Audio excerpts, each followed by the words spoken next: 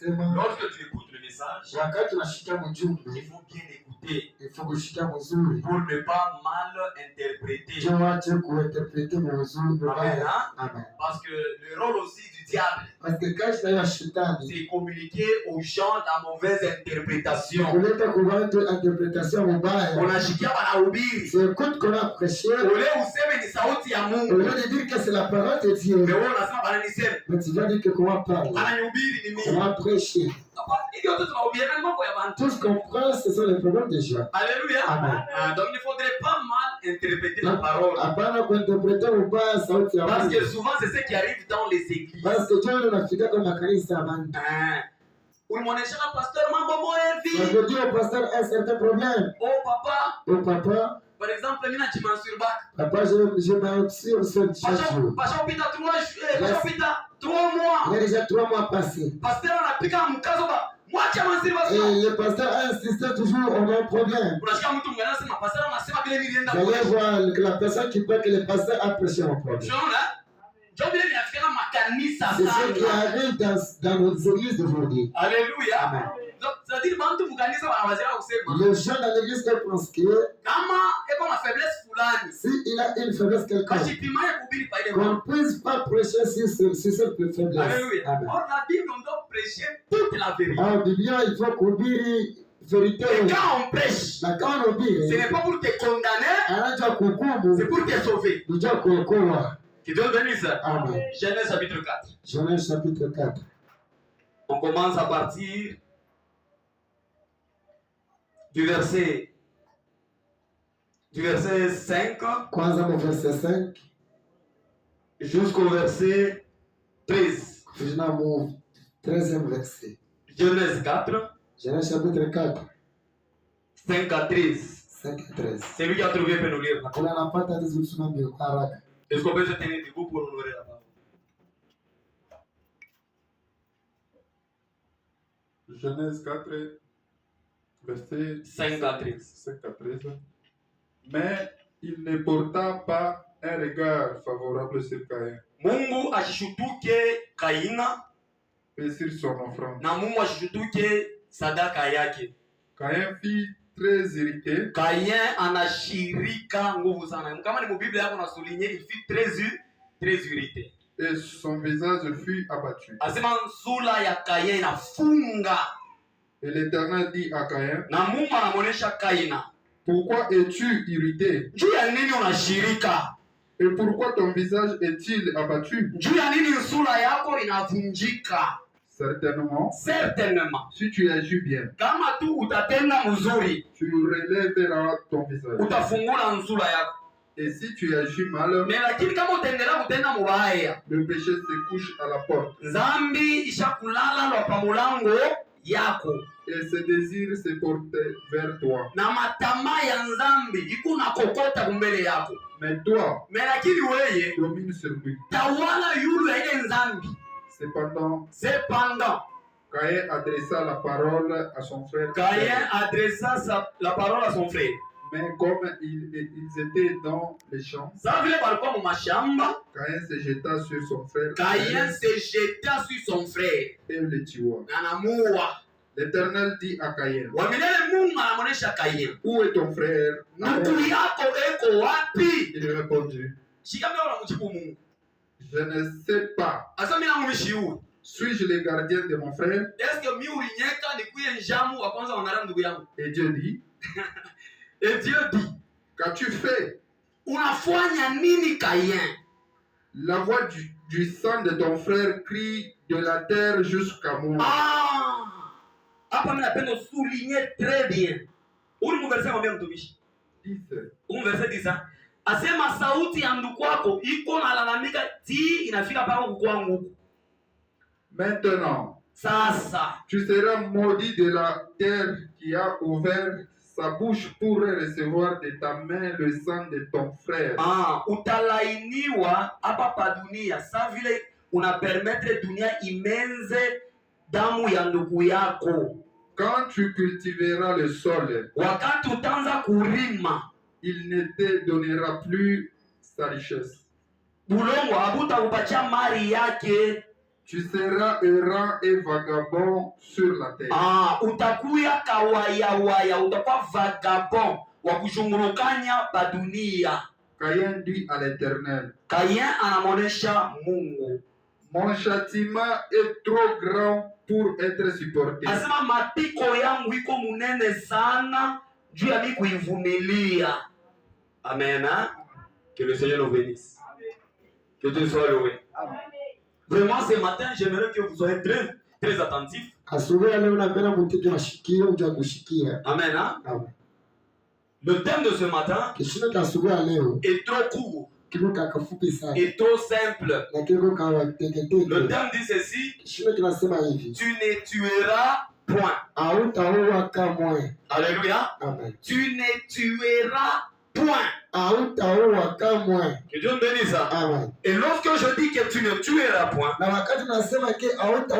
je suis en train d'enseigner aujourd'hui le 6e commandement de la Bible. Amen. Amen. Tu ne tueras point. C'est le 6e commandement. Que Dieu nous bénisse. Amen. Quand tu lis dans Exode chapitre 20, à partir du 13e verset, la Bible dit: tu ne tueras point. Alléluia. Amen. Et j'ai toujours dit ceci: si tu veux bien interpréter la parole de Dieu, il faut toujours se poser des questions. De pourquoi, comment, pour avoir des réponses. Alléluia. Amen. Un lecteur de la Bible, quand on soma Biblia, on se pose des questions pour comprendre. Kama unapenda ujue sauti ya Mungu vizuri, en lisant la Bible, commence à te poser des questions. Quand on dit tu ne tueras point, la première question qui doit te venir d'abord en tête, c'est d'abord le pourquoi. Juu ya nini? Alléluia. Amen. Juu ya nini Mungu anasema tusiue? Alléluia. Amen. Pourquoi il ne faut jamais tuer? Deuxième question, on n'a pas kujiposer. Comment tuer? Alléluia. Amen. Que Dieu nous bénisse. Amen. Et nous allons comprendre ceci. Nous commençons avec la première question. Pourquoi il ne faut jamais tuer? La réponse est celle-ci.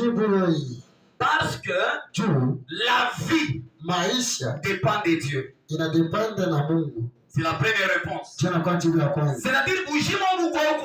la vie ketia, la vie keshi, c'est pour Dieu. C'est-à-dire, le propriétaire de la vie, c'est Dieu. Et Dieu est le propriétaire de sa vie. Toi, tu n'as aucune autorité sur la vie. C'est-à-dire,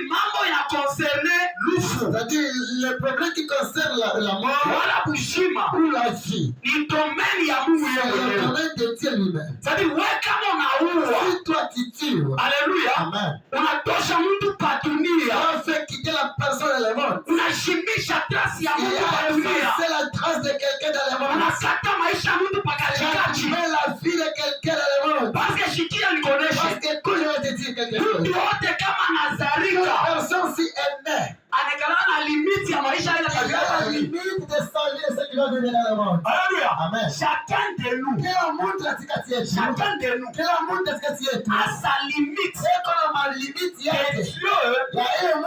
prévu pour lui de vivre sur la terre et de quitter la terre.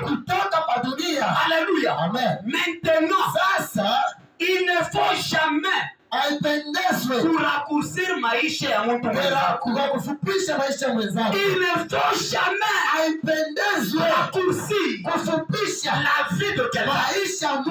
Tu ne tueras point. Alléluia. Amen. La Bible dit dans Job chapitre 12, la Bible dit ceci: il tient dans sa main l'âme de tous ceux qui vivent. Nafsi ya mtu wote na bushima kila mtu tulilala mu mikono ya Mungu. Amen. En d'autres termes, Kusema kwingine, kama wewe unaua, si toi titi, unaenda kumraviri Mungu, tu pars ravir Dieu, nafsi mu mikono yake. l'âme dans sa main. Quel danger! Danger calme. Alléluia. Amen. Ça veut dire décidé. Tu as décidé de Weka terme mettre un terme kwa maisha ya Mungu. sur la vie de quelqu'un. Unalamuka tu, Tu te réveilles un jour, unasema tu dis, nitashimisha je vais effacer grâce ya huyu Mungu. la grâce de cette personne. Alléluia. Amen. C'est un grand danger. Inakuwa ni danger kubwa. Unaenda kuraviri Mungu nafsi. De ravir à Dieu l'âme. Oh, Mungu anasema hivi. Oh, Dieu dit ceci. Mungu ashipendake lufu Dieu n'aime pas la mort. ya mtu mubaya. De l'homme Ule méchant. mtu hata kama ni mtenda dhambi. Si même la personne est pécheur, Vous ne devez pas donner la mort. Ne donnez pas la mort. Alléluia. Amen. Hata mwe mshako participana mkuu wa mwingi mnamchoma. Même il faut qu'elle a participé à là. Vous devez vous repentir. Il faut me tout. Vous devez vous repentir. Il faut me tout. Dans Jean chapitre 8, Jean chapitre 8. tunaona mwanamke mmoja On vit une femme. anafanya busharati Elle a fait la prostitution. selon la loi. Kufuatana na sheria. Yule mwanamke La femme là, alimerite bamue, elle était tuée. alimerite Elle akufe. méritait la mort. Alléluia. Amen. Bantu wanaanza kupika Les maisha. gens commencent à lapider. Yesu anatokelea hapo. Jésus a apparu. Wanamleta mwanamke mbele ya Yesu. On a mis la femme là devant Jésus. Yesu anaboresha hivi. Jésus l'a dit. Yule ashiyafanyaka makosa. Celui qui n'a jamais connu les péchés. Akuya wa kwanza amupika. Il vient lapider pour ses Akuya wa kwanza amupika. Il vient lapider sur ses La enfants. Bible dit, Il anasema. accusés par leur conscience. Sasa wanakize kwa conscience yao. Wanakimbia ile fuashi. Ils ont fouillé. Wanafumbula ya kusema. Ils ont découvert de dire. Je wote tu na makosa. Tous nous sommes des pécheurs. Ya huyu mwanamke peut-être Les aitulite. seuls filles peuvent être scellées mais par des Alléluia. Amen. Banajiretire. Ils se sont retirés. Juu ya nini? Pourquoi? Parce que aucun homme Hakuna kama mtu bora. ne doit détruire la vie d'une autre personne. Hawezi kupomona maisha ya mtu mwingine. Quelqu'un me comprend? Amen.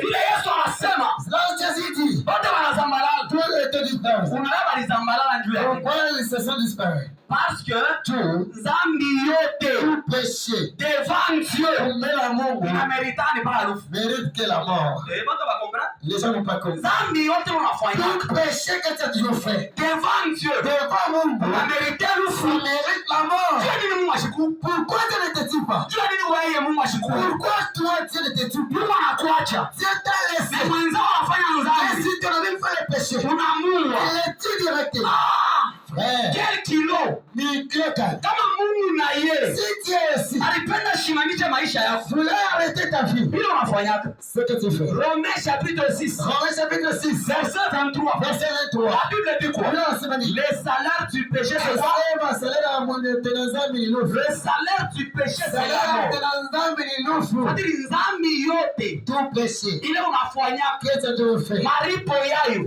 Leur salaire, ni rufu. c'est la mort. C'est-à-dire na wewe unameritia rufu. Toi aussi, tu mérites la mort. Mais Mungu anataka kukua. Et Dieu a refusé de te tuer. Alléluia. Amen. Mungu anataka kukua.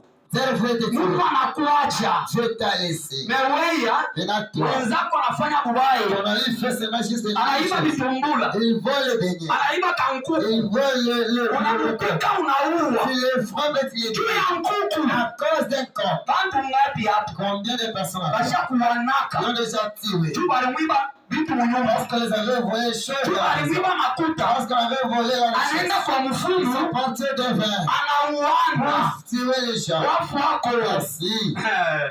Lufu. La mort. Faut faire des attentions. Il faut le secours. Pourquoi il ne faut jamais tuer? Kwa nini nakataza kuua?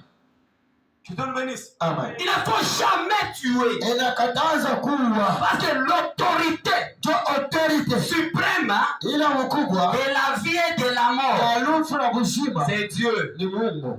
1 Samuel chapitre 2. 1 Samuel chapitre 2. Batusomee Qu'on le lise. verset 6. Verset 6. Bible nasemaje? La Bible dit quoi? 1 Samuel chapitre 2 verset 6. 1 Samuel chapitre 2 verset 6. Oui. 1 Samuel 2 verset 6.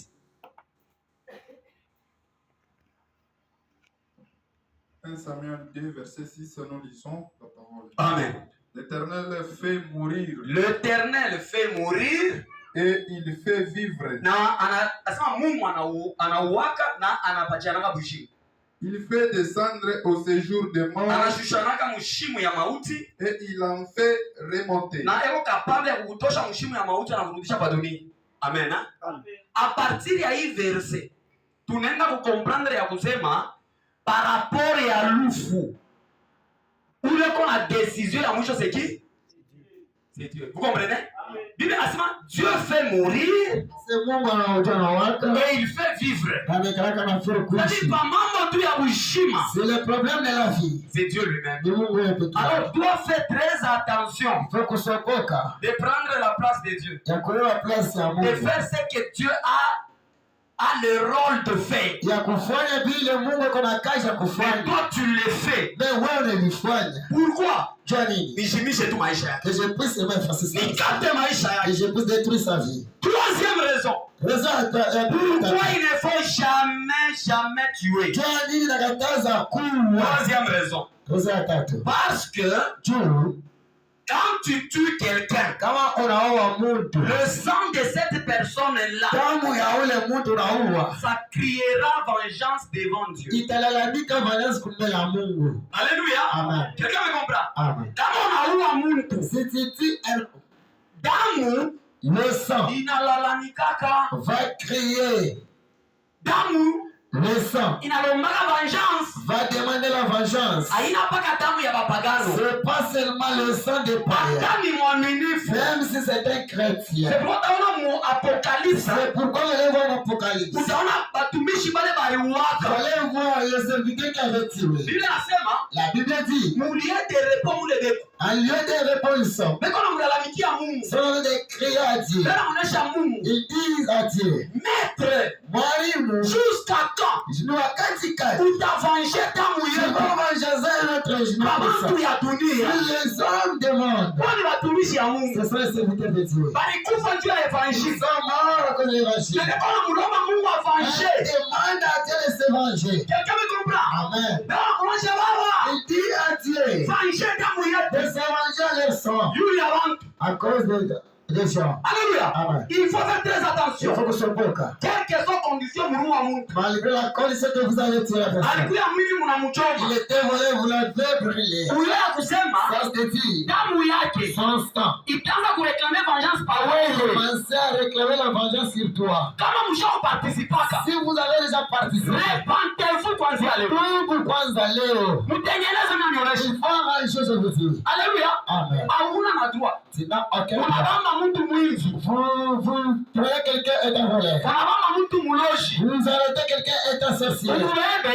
Vous le prenez. Upeleke kwa leta. Vous l'amenez chez l'État. Alléluia. Amen. Leta atafanya kile C'est anapenda. l'État qui va faire ce qu'il veut. Leta. L'État. Eko na autorité na kutoka kwa Mungu. Il a l'autorité qui vient de Dieu. Il peut juger et condamner. Hatuwezi kujulia Il kuhukumu. peut même amener quelqu'un à tuer. Hatuwezi kuleta na kukubali mtu À la mort. kunufu. Est-ce que quelqu'un me comprend? Amen. L'État. Mungu L'État. alimpatia autorité juste C'est la à tuer autorité ya quelqu'un kwa. qui a enfreint la loi. Amen. Est-ce que quelqu'un me comprend? Amen. C'est pourquoi nous avons pourquoi ma condamnation à mort. C'est pourquoi les saints de la veille, la condamnation des morts. Dieu a dit, Pourquoi? cette autorité-là Il a autorité. vient de Dieu. Inatoka kwa Mungu. Nina wewe. Maintenant toi. Hauna ni chef de quartier. Il est chef de quartier. Mbona chef de quartier ni munene? Hauna hata chef d'avenue. Pas un chef d'avenue. Unamama mtu mwivi. Tu arrêtes quelqu'un d'un voleur. Ashiba hata nyumba yako. Il n'a pas volé dans ta maison. Kwa voisin. Chez les voisins. Wewe na kamupeto. Quand tu as déjà les pneus, Unatupa. tu jettes, Unachoma. tu pries. Biblia inasema mu Proverbe chapitre 1. La Bible dit en Proverbe chapitre 1. Msiparticipe fashi yote leo na mwanga Il damu. ne faut jamais participer là en face le sang. Quelqu'un me comprend? Amen. Usiparticipe. Il ne faut jamais Fashi yote participer. unaona kile na mwanga damu. Là où on verse du sang. Unafikia hapo. Là tu viens. Unaona watu wanapita mtu maibu. Voilà, on l'appelle la personne. Beba miguu yako. Je prends tes Pita pita. passe direct. Kama unaona shimama. Si toi aussi t'arrêtes, tu commences à piler. Tu commences à la piler. Tu Ongeze. commences à la piler. Juste tu ile mulisema hivi. Juste à ce que tu as peur. Damu ya ule mtu. Le sang de cette personne Italalamika vengeance. va créer la vengeance. Na wewe utapata problème. Et toi, si tu auras un problème.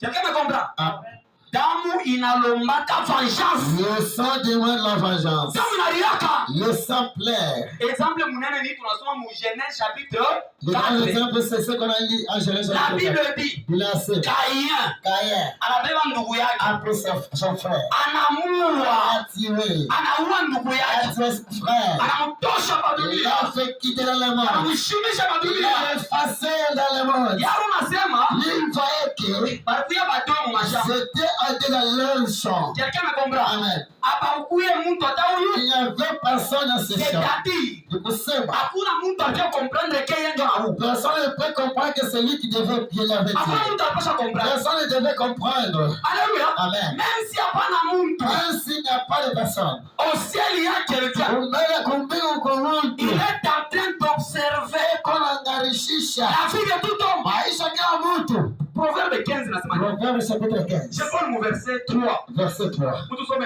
Qu'on lise. Il faut faire très attention. Usokoka. Proverbe 15. Proverbe chapitre 15. Verset 3. Verset 3. Mungu tusaidie sana. Que Dieu nous aide. On lit. Sommet. Proverbe 15. Proverbe 15, verset 3. Verset 3, oui. Les yeux de l'Éternel sont en tout lieu, Asema mencho ya Mungu iko fashi yote. observant le méchant et le bon. Nzuri hapo mtumishi. Les yeux de l'Éternel sont en tout lieu, Mencho ya Mungu iko fashi yote. observant le méchant et le bon. Eko naona bazuri, anaona na babaya. Quelqu'un me comprend? Mungu atubariki sana. Proverbe 15. Proverbe 15. Verset 3. Verset 3. Prenez mon Job 34, verset 21. Job 34, verset 21. Job 34, verset 21. Job 34, verset 21. Job 34, verset 21. Job 34, verset 21. Oui. Car Dieu voit la conduite de tous. Mungu konaona mwenyendo ya bantu bote. Il a le regard sur le pas de chacun. Eko nangarishisha mukulu ya mtu kama unakanyanga hapa Mungu anaanza unakanyanga hapa. Amen. Acha pala. Quelqu'un me comprend? Alléluia. Hii de verset inasema hivyo. Mungu eko nafuatilia maisha kila mtu, bazuri na babaya. Alléluia.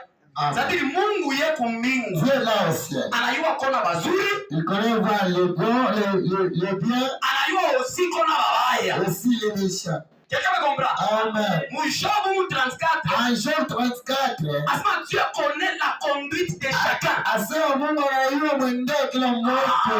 C'est-à-dire, hata unafanya nzambi mu noir. Même quand tu fais le péché dans le noir. Dieu te voit. Mungu ako na kona. Il est noir. Le noir là. Iko noir kumencho yako. C'est noir devant toi. Mais c'est blanc. Mais le bleu Kumencho ya Mungu. devant Dieu. Jo ile banasema mu Hébreu chapitre 4. C'est là on le dit en Hébreu chapitre 4. Amen. Hein? Amen. Hébreu 4 à partir du 13e verset. Hébreu 4, 13e verset. Bible inasema hivi. La Bible dit ceci. Aucune créature Asema kwa kiumbe kimoja. est cachée devant Dieu. Ndio kufichana kwa Mungu. Akukalake mundu afuchama macho ya Il Mungu. n'y a aucune créature qui se cache devant Dieu. Utafuchama pasteur. Tu vas passer devant le pasteur. Utafuchama Tu babako. vas se cacher devant ton père. Utafuchama Tu mamako. vas se cacher devant Hautafuchamaka Mungu. Dieu. Dieu non. Alléluia. Amen. Il voit la conduite de Et chacun. quand on m'a dit que la monde Alléluia. Amen. Les bons, vizuri tout comme les méchants. alibaya Caïn Kaye anaua ndugu yake. acha son frère Anaangalia kugoshi. nani kadogo Hakuna mtu. il y a personne Anaangalia nani kudroite. kadogo Hakuna il y a mtu. personne Basi kuangalia viuno. mais la réponse est cassée. Alléluia. Amen. Alisabu ya kusema On vient de dire umululumu. là au ciel Mtu muntu. il y a une personne Umululumu. là au ciel il y a une personne Unaonaka. celui qui voit Ashemento watu. là où les autres ne voient pas. Alléluia. Amen. Unapiga kosha Tu peux smart. regarder à gauche à droite Kwanza wakone. les gens ne te voient pas Unaingia mahoteli. l'autre dans l'hôtel Mais Dieu t'a vu. Mungu anakwenda Dieu t'a vu. Mungu anakwenda Pourquoi? kwa maana C'est inutile. niko mkulaji Kuchamaka bantu. Dieu te sait que je devrais C'est inutile. c'est définitive. Parce que Mungu anakuona. Parce que je te vois. Il voit la conduite de l'homme. Tunaona kila mtu. Kayan alishutuka. Kaye se réveille. Sauti inatoka kumbili. La parole se lève devant toi. Kayen. Kaye. Où est ton frère? De quoi te croire? Où est ton frère? Pourquoi te croire? Shika Kayen na kibemo yo. Pardon l'ordre du Kaye. Michel. Bon, je ne sais pas. Bon, il y a mi quartier. Franchement, le temps, le gars de mon frère. Alléluia. Zambi analeta kitu nguvu. Le péché dans la vitesse. Est-ce qu'on y a qu'à garder en ndugu Parce yangu? que si je le gardais de mon frère, Mungu anamuonesha hivi. Dieu lui a dit ceci. Damu ya ndugu yako. Le sang de ton frère. Hiyo unafanya nini? Crie. Iko nalalamika. Crie. Iko na crier. Crie la vengeance. Pale inaanza kulalamika, inaanza kulalamika bidii. Quand le sang crie sur Inamuonesha Mungu ni vengeur. Dieu venge-toi. Venge-toi. Venge-toi de ma vie. Venge-toi de ma vie. Est-ce que mnaona Amen. kimwili kisha kulala, La chair était damu iko nalalamika. mais le sang crie. Baba, Père, fanywa ndugu on wangu. va tuer pas mon frère. Fanywa On ndugu va wangu. tuer pas mon frère. Tu as dit la voix du sang de ton frère. Sauti ya mnokwa ya C'est-à-dire ndani ya damu dans le sang, unekalaka il sauti. y a une voix. Attention na mwanaka damu. Attention avec cela qui va Ile damu itakureklame. le sang là va te réclamer. Alléluia. Amen. Itakria vengeance. Va crier la Na vengeance. kama Mungu anafia kukuvenger. Je suis Dieu je suis vengé contre toi. Ah. Alléluia. Amen.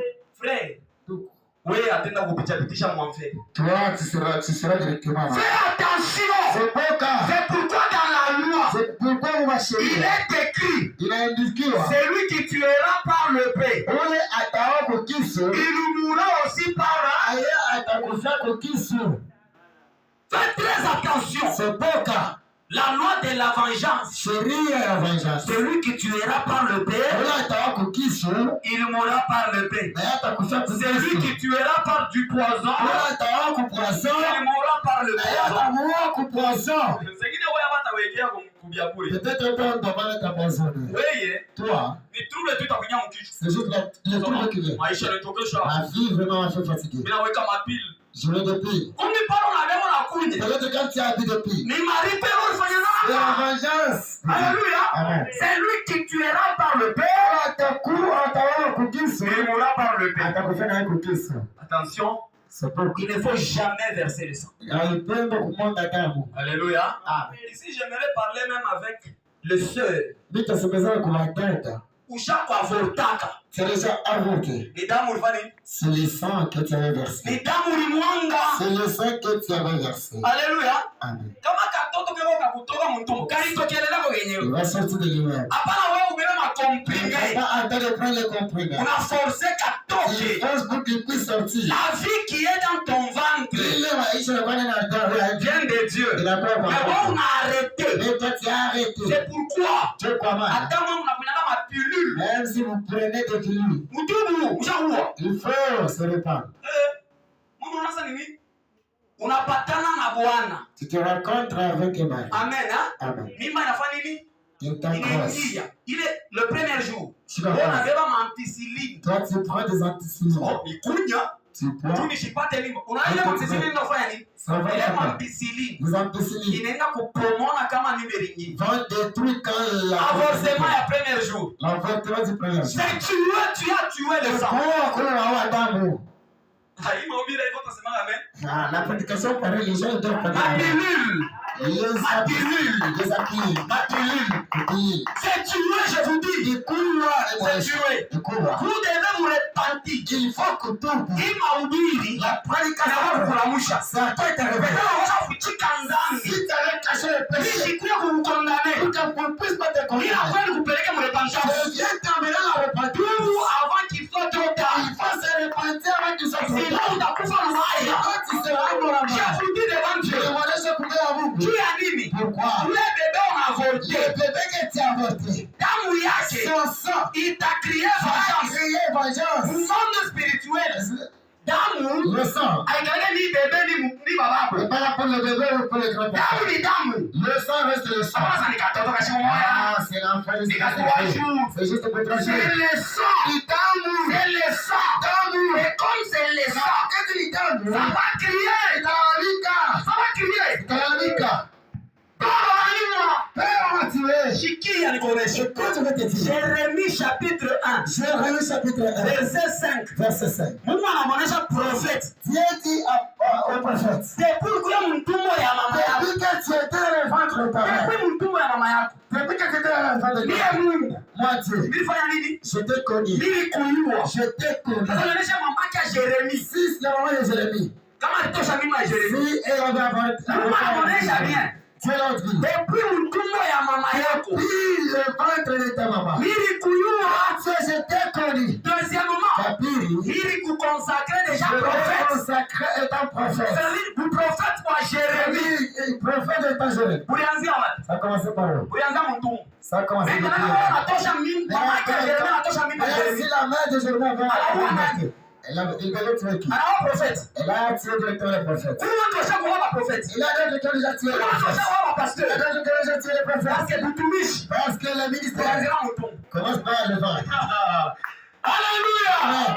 Na burua. Pourquoi? Unaanzia mtumbo. Commence par le ventre. Chakini unaona? Amen. Kama unasoma Si vous lisez Actes des apôtres, Actes des apôtres, utashikia kusema elle est autant dit Mungu Dieu, baada anaacha kulibere Israeli, quand il voulait libérer Israël, anaprepare Moïse. il a préparé Sasa Moïse. pale Moïse au Nazareth, Quand Moïse était né, Dieu voit déjà un il libérateur. avait déjà Alléluia. Amen. C'est-à-dire, Vous savez, ule mtoto ule wa mtumbo l'enfant qui est dans le ventre, anaweza liberateur wa familia yako. après de le libérer, Anaweza kutosha haya. il peut te sauver. Ne touche pas au sein innocent. Usimame kutangu Hata mwe ile wanaume. même vous les garçons, Wakutanamushi wenu. pour votre validité, Unapatia mtoto wenye vous mimba. laissez l'enfant d'autrui. Par erreur. Peut-être Wale wanasema ni par accident. par accident, comme vous avez toujours dit. Frère, unapatia mami. Frère, t'es un grossé. Oh, papa ni Par accident. rapport à l'accident de Donc, l'univers. wewe ni motoka. Donc, toi, Na ule dada ni motoka. asema c'est une voiture. Uligongana. Vous êtes, Kama unasema accident. vous avez dit Ni l'accident. michezo ile. C'est joué. Ni michezo ile. Joué. Accident. Accident. Imeshakuja. Imeshakuja. Accident. Accident. Uligongana. Vous êtes, Uligombana. vous êtes poussé. Alléluia. Amen. Kama ni accident. Si c'est un accident, Pasa kuna vous unapogopa. devez pas mourir. Alléluia. Jésus. Kama ni accident. Si c'est un accident, Kama mwana unapogopa.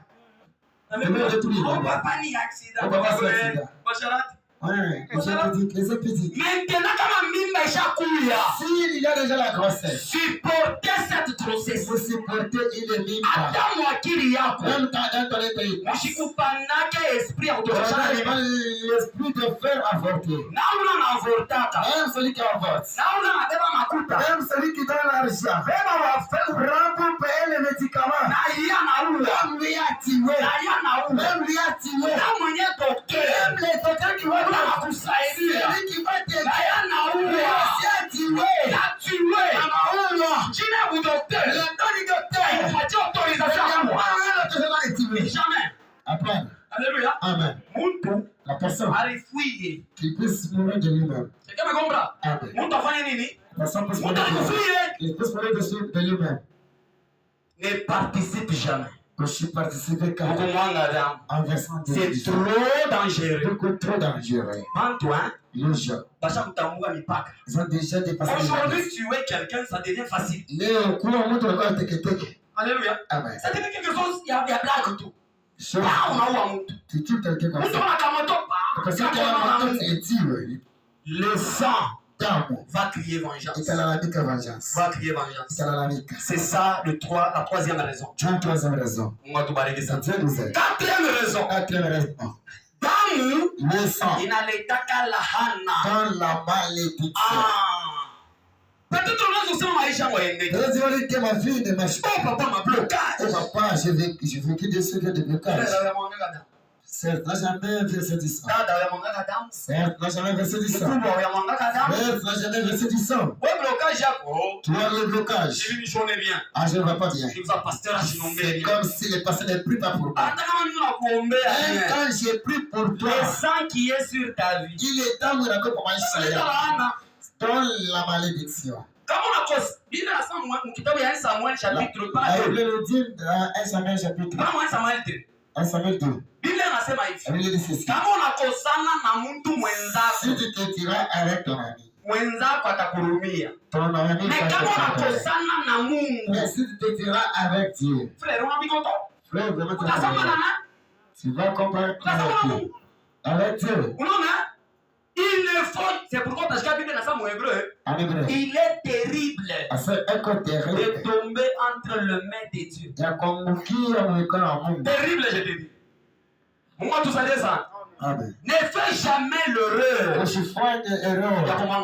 de verser le sang. Pourquoi? Le sang attire la malédiction. Attire la malédiction. Il y a le sang d'animals. Il est fâché. Malédiction. Il y a la malédiction totale. Alléluia. Amen. Vous savez, dans une période dans les grands Katanga, s'il y avait la souffrance qui était entrée, cette souffrance, prophétiquement, le sang qui était versé, les gens s'étaient tués. Amen. Il est invité à Katageka. La guerre du Katanga. Il invite. La guerre il faut a fait que les sang puissent se verser à Lumbashi. Conséquence ni nini? La conséquence c'est quoi? La malédiction. Toutes les villes. Il y avait la malédiction. Les gens ne mangeaient plus. Pourquoi?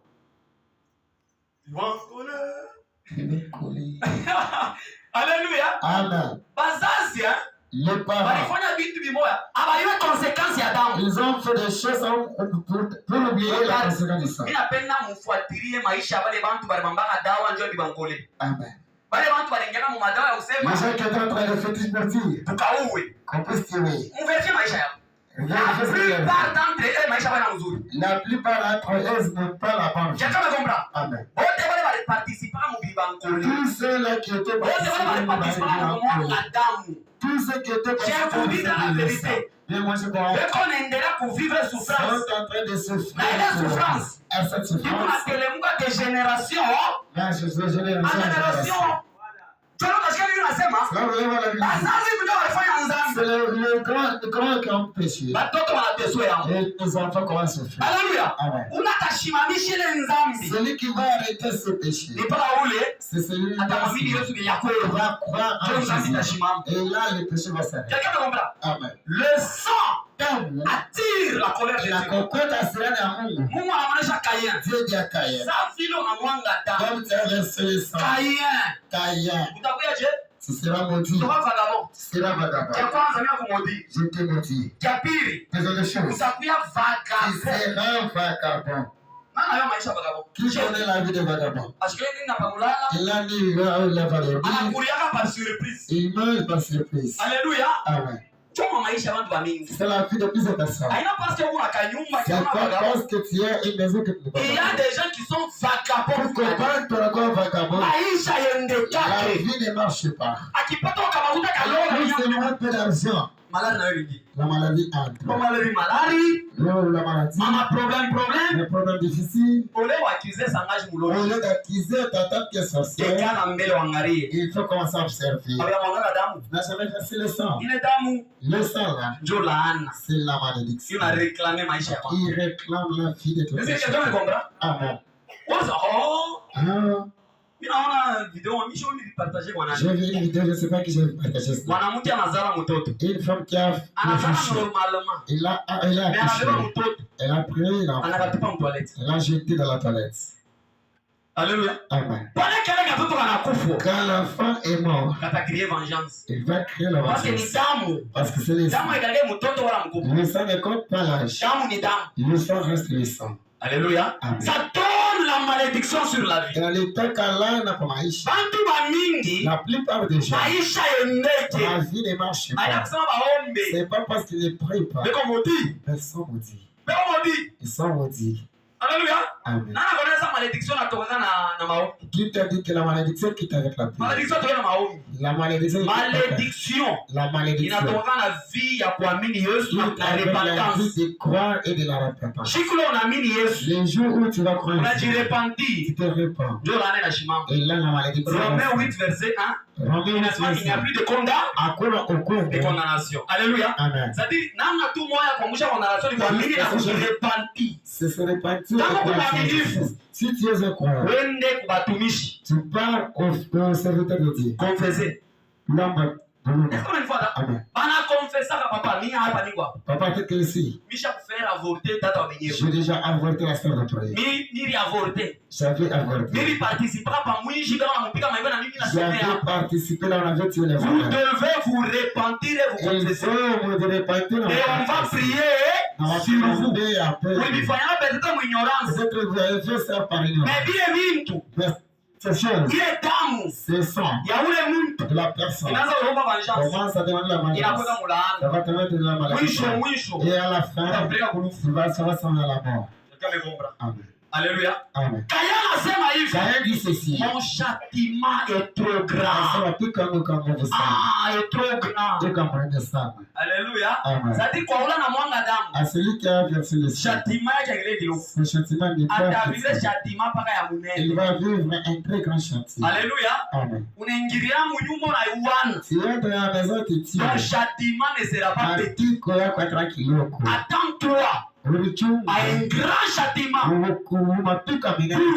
Tu as versé le sang. Tu as versé le sang. Chers chrétiens, soyez vigilants.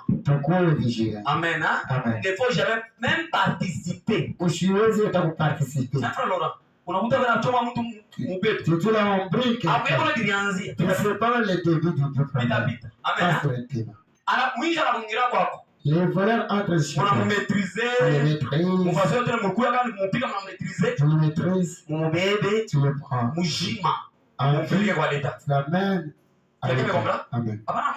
Il ne faut pas les tuer. Parce que le sang va réclamer quoi? Va réclamer quoi? Maintenant les gens peuvent dire. Je n'ai jamais tué. Alléluia. Amen. Les gens peuvent dire que je n'ai jamais tué. Papa, moi, j'ai avorté. Je n'ai jamais avorté. J'ai avorté. Je n'ai jamais fait l'avortement. Je n'ai jamais tué. Je vais 5 choses. Je vais te donner 5 jours. Oui, 5 choses. Dans 5 choses. Tu peux te retrouver si peut-être tu es tué. 5. Toi, papa, comment tu? Première question, pourquoi il ne faut pas tuer? Deuxième question, comment? Alléluia. Comment tuer? Je vais vous donner au moins 5 éléments. Mais à peine vous voyez 5 éléments très bien. Oui, 5 éléments. Vous il faut les tout. Il faut se repentir. Alléluia. Amen. Que Dieu bénisse ça. Amen. Premier élément. Pour tuer quelqu'un, il ne suffit pas de prendre un couteau et de le poignarder. Il y a des gens qui tuent sans couteau, sans arme à feu, sans les coups, et qui tuent. Premier élément, tuer par ruse. Tuer par ruse. C'est le premier élément. Quelqu'un me comprend? Amen. C'est-à-dire, utiliser bujanja. Utiliser seulement la ruse. Tuer un homme. C'est déjà tué. Il n'a pas déjà mis bouachi. Alléluia. Tu dis les ruses, Nini. Parce que la ruse, c'est la ruse. La ruse, c'est piéger quelqu'un. Amen. Amen. Je donne un exemple. Ushamunichukia. Tu m'as déjà. Unapenda nikufe, n'est-ce pas? Tu veux que je meure. Mimi nakuya kwako. Je viens chez toi. Mimi nakuya kwako. Je viens chez toi. Fulani mimi nakuya. Viens chez toi. Unasema mimi nampata. Là je l'ai. Vous comprenez? Amen. Kama upende kunyua na kisu. Si tu ne veux pas me tuer, unaweza kunyua na bujanja. Tu peux me tuer par la ruse. Tuer par la ruse, hein? Janja. Ni kuwa intelligemment. C'est tuer na akili. Hata le temps atokelea hapo. Même le temps si le temps. On ne peut pas te mais ndani yako. Mais en toi. Secret. Wewe mwenyewe. Sasa ni ndani yako wewe mwenyewe. En toi même. Toi lazima ha. Ça te va dire. Wote pimi ndio mimi namuua. Je l'ai tué. Quelqu'un me comprend? Amen. Tu es par ruse. Beaucoup de gens ont déjà tué avec ruse. On a préparé. Tu prépares. Asma atafikia pa hii muchi. Il sera ici. Mwile muchi Dans cette plante, on a préparé pour kishiki. Tu prépares une souche. Unaona? Amen. Kisha unavaa kichi yake unamweka karibu na mti. Tu prends Yeye mgeni anafika laki. Yo, karibu. Ekala. Mtu anekala. Leo anekala. Sio sema atatengisha mchataka ndo. C'est qu'il va faire bouger. Kimuchi kinatoka ku kile ureka kwa yulu. C'est que tu avais là-bas. Kinatoka kinampiga. Mtu analala. La personne est morte. Bata kwa mama sana uwan. On va te dire qu'il a été frappé. Bata kwa mama. Il peut se mettre dans l'arbre. Il peut dans l'arbre. Et il a parti de l'arbre. Il a eu un enfant. Il est parti de l'arbre.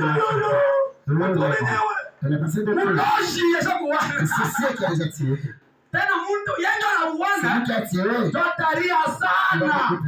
Muro yake. Mimi ndio mimi na Mungu. Banda watayu. Leta zayua. Ata anafanya enquête. Quand on va faire la Bata ni mtu ilikachi. on va voir que c'est l'arbre qui se Mtu alina mbulongo. la personne est morte. Tué par ruse. C'est piéger quelqu'un. C'est tendre le piège. Exode chapitre. On lit Exode 21, je crois. Exode 21. Si je me trompe. Exode 21, verset 14. Exode 21, verset 14. Exode 21, verset 14. Je ne sais pas si c'est ça. Anzia par 13. Exode 21. Anzia par 12, kwanza kushuka. C'est jusqu'à 14. 12 jusqu'à 14. Ndio. Celui qui frappera un homme mortellement sera puni de mort. Asema ula tafrape mwenzake jusque ya kumua atakuwa puni de mort. S'il ne lui a point dressé d'embûche plutôt. Kama alimupiéger mwenzake. Et que Dieu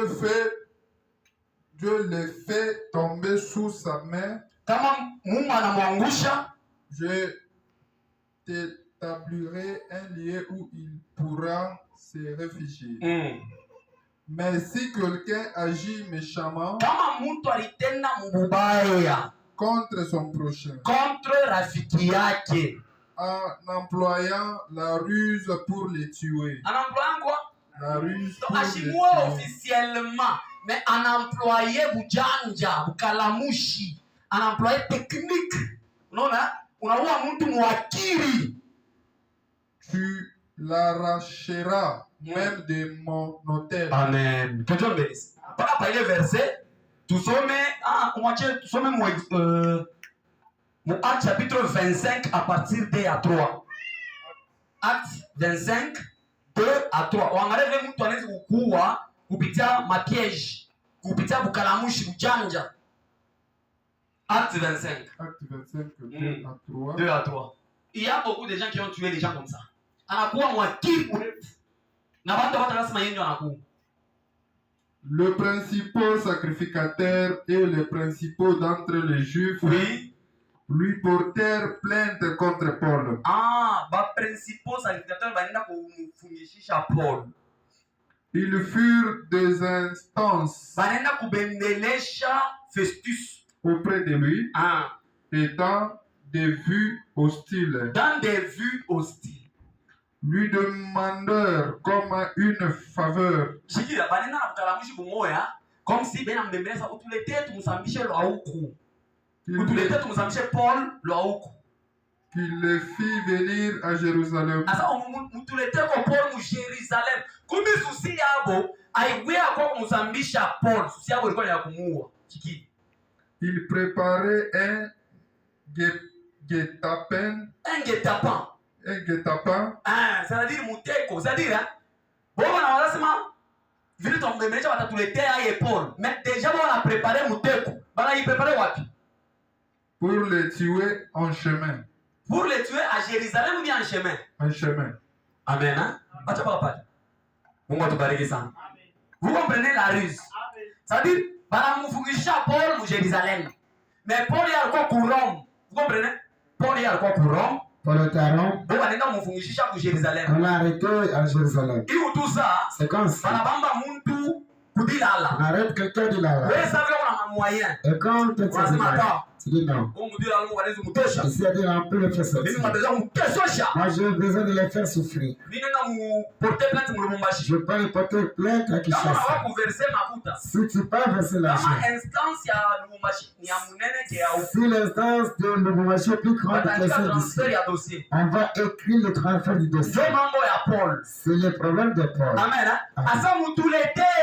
Qu'on l'amène ici. Comparaître ici. Il a dit. Ceux qui faisaient comme ça, ils ont préparé les têtes pour que Paul, on peut les tuer en chaîne. Quand on les tue en chaîne, on ne saura pas que c'est eux qui l'ont tué. Quelqu'un me comprend? Amen. Tuer quelqu'un par ruse, beaucoup ont déjà fait. Parmi nous, les gens failli. A préparer quelque chose kimoya. Prépare une chose. Combien de jours on peut faire mon tour? C'est juste piéger quelqu'un. Alléluia. Amen. Ça c'est la première méthode. Il y a encore une méthode à prendre. Tuer quelqu'un par ruse. Deuxième méthode. Méthode à pire. Pour tuer quelqu'un. Amener quelqu'un à la mort. Comment on appelle comment est-ce que les gens amènent les autres à la mort? Deuxième méthode. Méthode à pire. Tuer par la langue. Kuwa na lorudi. Hii deuxième méthode. La deuxième méthode. Mungu atusaidie. Dieu nous aide. Kuwa mtu na misemo. Tuer quelqu'un par la langue. Proverbe 18. Proverbe 18. Verset 21. Verset 21. La Bible dit ceci. La vie et la mort sont le pouvoir de quoi? De la langue. Amen. Amen. C'est-à-dire l'urimi. Inaweza kuleta mtu uzima, peut apporter à la personne. Urimi inaweza kufanya nini? Peut encore apporter la mort. Inaweza kuua. Alléluia. Oui, amen. Regardez comment est-ce que les gens tuent.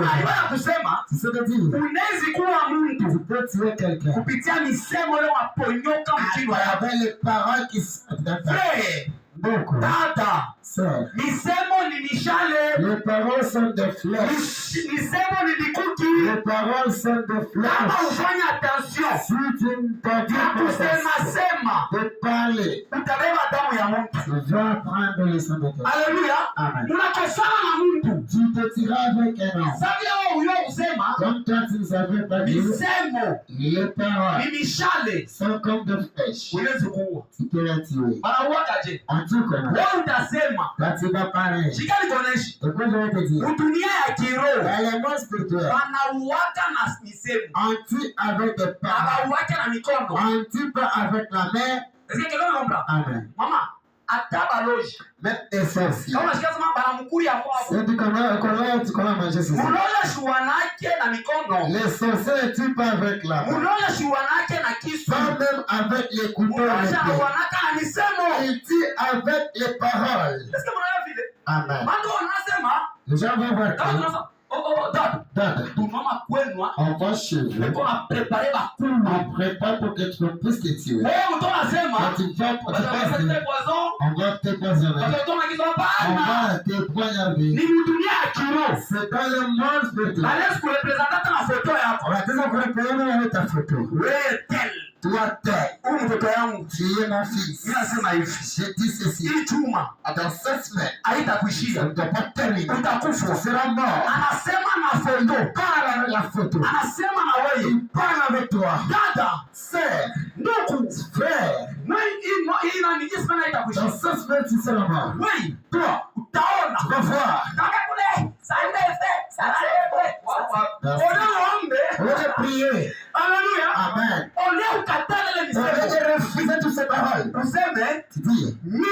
Moi. Nitakufa. Je ne mourrai pas. Nitaishi. Je vivrai. Kama mtu anakusema vibaya. Personne prononce de mauvaises paroles sur toi. Misemo. Les paroles. Haitetuinaka na misemo mingine. Tu peux d'autres paroles. Quelqu'un me comprend? Amen.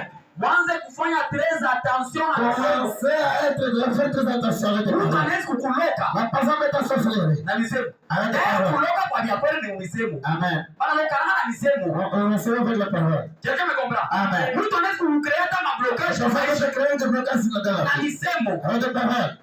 bibi yangu anamuonesha hivi. Moi, ma femme, sa femme m'avait dit ceci. Bibi unamo. Quand on avait marié. Mama anashimama. Maman s'est tenue de ça. Maman. Wewe unasema utaenda kwa wako unazaa. Tu penses que tu vas fêter chez toi? Hautazala. Quand tu ne vas pas fêter, hein? Bibi yangu paka pale. Ma femme de... Anasema mimi tazala. Moi, je vais fêter. Mama mwingine na yeye. Il a très qui sasa bakupende aolewe. Quand on ne voulait pas qu'elle soit présente. On lui dit. Sasa kwa mbele munene. Là, tu pars. Hautafanya 2 ou 3. Tu ne dois pas faire 2 ou 3 mois. Nini? Mise? Les paroles. Maman njala akuya. Maman je anaona expliquer. Comment expliquer? Asa shikia vile fulani alisema yeye mtazaa. Mina sadi. Je lui dis. Mi. Moi. Je suis serviteur de Dieu, tu vas faire. Quand on avait prononcé de mauvaises paroles, moi je proclame. Alléluia. C'est pourquoi apana vous tolérez mon donc c'est pourquoi le feu c'est là que les mauvaises paroles. Je ne pourrais pas. Moi j'ai vu frère. Au nom de Jésus. Alléluia. Apana vous tolérez mon donc c'est il ne peut jamais tolérer de mauvaises paroles. Ouais, on taona. Toi tu vas voir. Moi je ne ferai jamais. Mais kuna Yesu. Je Jésus. Atanipatia kuishi. Je vais te la vie. Bale unasema hivi. Quand tu viens ici. Una détruire vibaya. Una détruire lufu. Una détruire mikoshi. Una détruire laana. Alléluia. Lufu. Inafuchamaka mu misemo. Misemo ni poison. Utanezi kusema. Maisha yako na kauka. Maisha yako na mabika. Maisha yako na kufa. Alléluia. Banadetruiraka misemo. Misemo ya baraka. C'est pourquoi taona hivi. Balimodiri Kaya. Banamodiri na Kana. Mais Moïse. Mtumishi wa Mungu. Il a béni Kana. Anabariki Kana. Alléluia. Amen. Je vous dis la vérité. Mais moi, je vais si Dieu appelle ses serviteurs, ce n'est pas pour vous maudire, c'est pour vous bénir.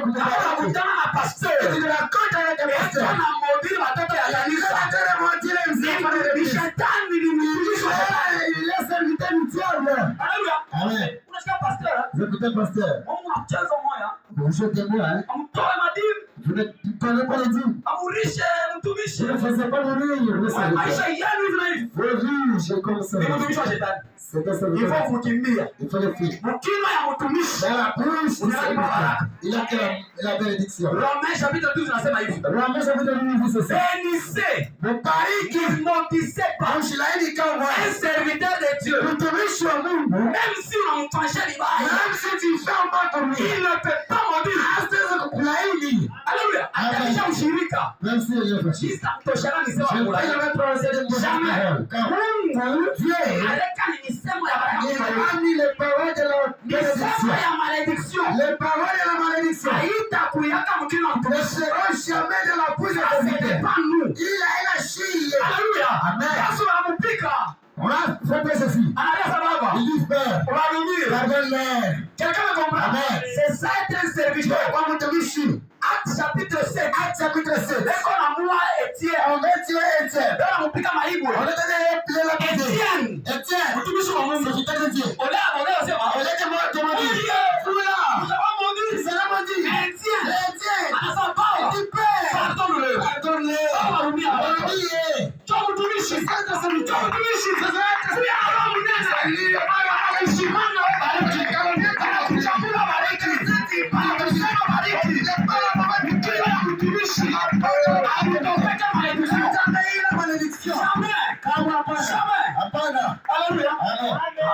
Pourquoi? Shetani le diable anaweza kufanya huko mtumishi. Il peut te faire serviteur. Akupushia ma infraction. Il te pousse à l'infraction. Shetani anapenda kutuma watu ma infraction. Le diable veut pousser les gens à l'infraction. Tunaona? Fredani. Mimi nakufanyisha vitu vibaya. Je fais de mauvaises choses. Kama shetani anapenda kuweka ma infraction. Si le diable veut te mettre en infraction, il va te aneka misemo ya laana mu. Il va te pousser en prononçant de mauvaises paroles. Je dis, Frère Jean. Moi j'ai ça wishi. C'est moi ici de te marcher. Avant qu'elle ne se parle, tu vas voir. Moi, je suis chef. Avant qu'elle on commence à le chien de pied.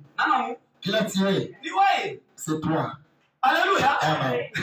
Unamwona misemo. Tu n'as pas de parole. C'est-à-dire, Dans le monde spirituel. C'est pour toi faire très attention. Il faut faire attention. Et ceux qui sont dans la bouche. Un homme qui a la sagesse, il contrôle sa bouche. Qui noie la bouche. Alléluia. Amen.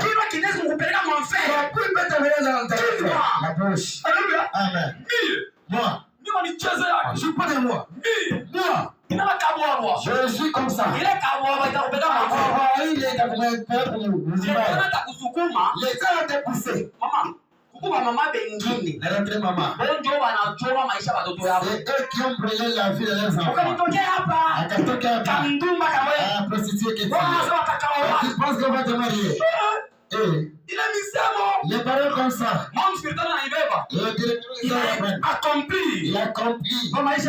C'est la vie nécessaire. La Bible dit ceci. Il nasema hivi. Dieu Anaangalia derrière. Derrière. Misemo ya watumishi wake. Derrière les paroles de ses serviteurs. Pour leur appartenir. Pasteur kama anasema. S'il est passé par là. Roho Mtakatifu. Le Saint-Esprit. Il a récupéré misemo. Récupéré ses paroles. Il a accompli ma maisha. Accompli la vie. Alléluia. Amen. Chomi na yeye shetani. Le Saint-Esprit est là.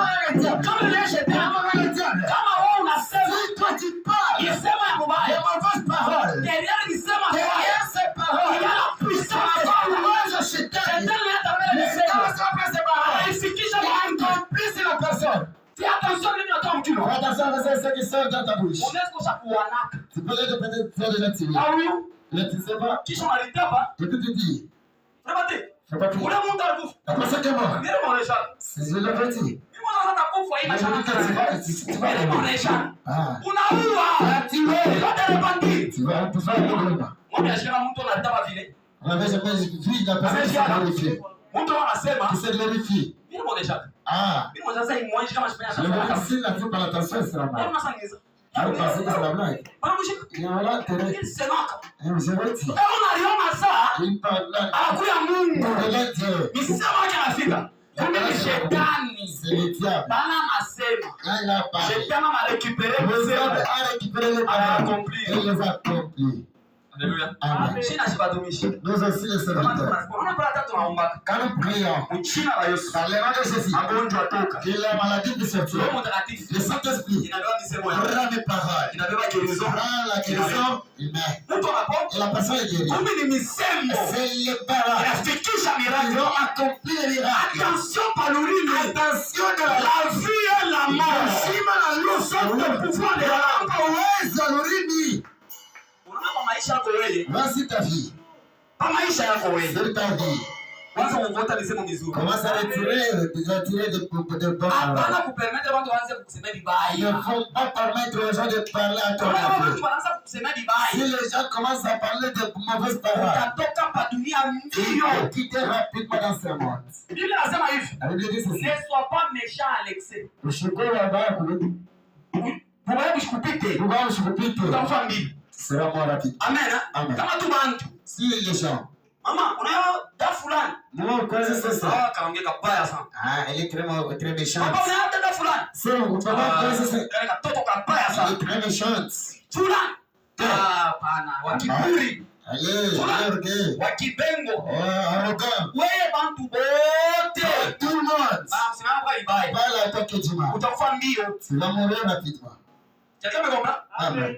Kama unekala mu bantu, Si tu es kuyaje na nani na bantu. il faut être bien avec les autres. Hapana permettre bantu banza kusema kwa Ils wewe ne vibaya. font pas comparer Ule mama mbaya. l'autre mauvais. Ule mama, bantu wote. Tout le monde. Kisha mwanzo alitaka sema, Quand tu commences à te glorifier, papa bishi comprendre. Bantu wananichukia. les gens m'ont toujours dit, Unikontrole na wewe. contrôle toi aussi. Unakuwa mifano Il y mibaya. a des mauvais comportements. Bantu wanakuchukia. C'est pourquoi on t'a toujours Na dit. kama bantu wote wanakuchukia. Et si tout le monde commence à tailler, Wote. toi, Kama bantu wote wanakuchukia. Amen. amen. Au moins bakuchukia innocent. À moins qu'on taillisse innocemment. Parce que Yesu alisema Parce que hivi. Jésus a dit ceci. Mu Jean chapitre 15 Au anasema, chapitre 15.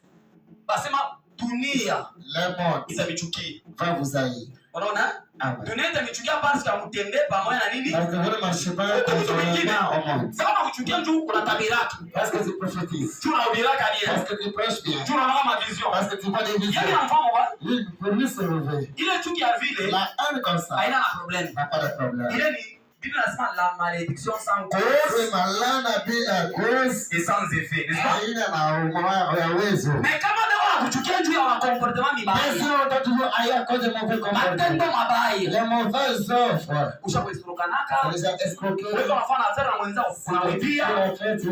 Unateswana. Unaangaje mtu. Ole muripe. Unasikilizana. Ona murimbia. Mtu anarudi unanungunika. Utaona. Ila kisema utachoma maisha yako. Kama unasikilizana na Mungu. Si tu te convaincs avec sasa frère. Unipende kuanzia hapa na hapa. Tu peux être ici. Nitakuacha $100. Je te laisse $1. Unasikia? Amen. Mtu anapenda. Essa é a pente. Anaisha. Dormir. Unaanza kupata $70. Nossa, ele vai $70. Papa chusa $100. Tunashitoka kwa Trabalha com aquela wende vita mpacha daily. Wende vita mpacha kazi nyingine. Kila makuta $70 na wene. Unamkala mki? Wale Mungu ataanza kwenda. Il va partir. Atenda na furaha. Avec tout le qui. Atenda na cheko. Avec tout le qui. Kichwa yake. D'ailleurs. Ataanza kuonesha Mungu. Va commencer à dire. Baba. Bali nikalamki. Comment? Mimi shakutumika. Moi je travaille. Mimi shakutumika. Je travaille. Mais wanakataa wanilipa. On a refusé. Biblia inasema hivi. La Bible dit ceci. Abalalake na salaire ya mercenaire. On ne donne pas avec le salaire du mercenaire. Uko na salaire. Uliangaje bono kwa. Tu as engagé une bonne. Una makuta kumulipa le 30. Et à l'argent de lui payer les 30. Ruti na kufupia sasa mtamulipa mpaka le 2. Je vais lui payer les 2. Tamulipa mpaka le 5. Je vais lui payer les 5. Mungu atakubini. Je vais te Biblia inasema on ne dort pas avec les salaires du mercenaire. alors kuna malipo ya mercenaire. Haleluya. Amen. Ule mtu anatumika. La personne qui a travaillé. Anamerita mshahara. Mérite ce salaire. Na ile mshahara. Ce salaire là. Conformément vile mlifanya nini? Conformément à votre sentiment. Surtout kwa mama. C'est pour le maman. Kutoka mabebesha mtoto mwa tubintu. Bibele. Pour ça. Papa ni sasa beba kule. Anakufikisha pare. Unatosha sensa una Tu passes cette vidéo. mama ni vitu sensa. Mtoto tubintu. Mais connaissant déjà par la famille. Alléluia. Amen. Ile huzuni ya wewe mtoto. Qu'est-il de cet enfant? Atakusema vibaya. Va te parler à moi. Na ile misemo yake. Et toutes ces paroles. Itafika. Vont arriver. Juu ya nini? Pourquoi? Unamkalamkia. Amen. Amen. Amen. Tosha kukalamushi mu mafe. Fais quitter la rose. Kama unapenda ukufe mbio pa dunia. Si tu veux mourir, Kwanza kukalamkia bantu. Amen. Amen. Kwanza kukalamkia bantu utakufa mbio sana pa dunia. Amen. Dollar fashi yote ni 230. Là, c'est des Ou bien ni 228. Là, c'est des 28. Mais wewe unapatia mtu 215. 215. Ou bien 220. 220. Utalainiwa. Maudit. Pale watu wataanza kutompola. Les gens qui vont commencer à Bali, faire. Fred, haina problem baki nayo. Kama mtu anaweza bakia nayo. Wewe sema anakuakize kwa Mungu. Parce que tu as accusé devant Dieu. Quelqu'un me comprend? Amen. Biblia inasema n'use pas de fraude mu affaire. Sasa utumikishe unafanya mama unatumika. Haleluya. Amen. Mimi nakuya kwako. Je viens chez toi. Mama, vera sukari ni ngapi? Ni 500 francs. Amen. Mais wewe unaweza kimshua unatenteka muvere.